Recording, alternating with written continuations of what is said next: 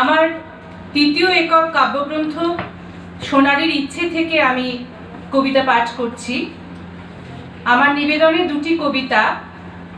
প্রথম কবিতাটি হলো, আমি একটি উপন্যাস লিখতে চাই।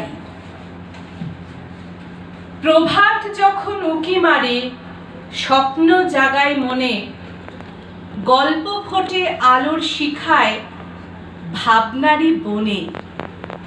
কাগজ খাতা হাতের কাছে, কলম থমকে রয়, শব্দগুলো খুঁজতে গিয়ে রাত পেরোয় প্রায়।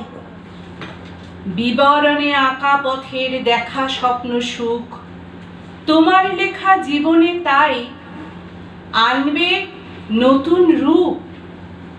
নায়ক নায়িকা বাঁচে যেন ছন্দে গাঁথা কথা, তাদের সাথে মিলবে তোমার আনন্দেরই ব্যথা।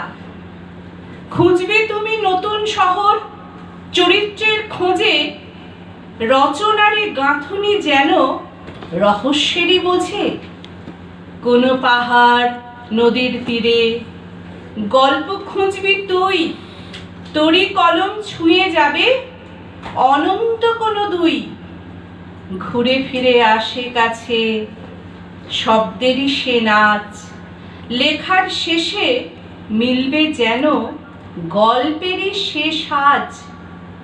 উপন্যাসের পাতায় পাতায় আঁকা নতুন ছবি, তোর হাতেই বুনবে সুখে রূপকথারই সবই। একটি গল্প হয়ে ওঠে চিরকালীন ঠিক, তুই যে তার কারিগর রচিস মহাবিক। নির্বাক জগৎ কথা কব তোরই লেখার মাঝে, কলম ধরিস উপন্যাস তো বেঁচে যাবে সাজে। এমন ভাবে কল্পনাতে বুনিস রঙিন ফ্রেম, তোরই লেখা বই হয়ে উঠুক স্মৃতির সেই ফ্রেম। উপন্যাসের মধুর পথে ছুটে চলবে মন, তুই তখন হয়ে উঠিস জাগ্রত প্রহরী জন। কলম থেমে যাবে না আর, গল্প বুনবি তুই, চিরকালীন গল্পকার তুই অশেষ দুই।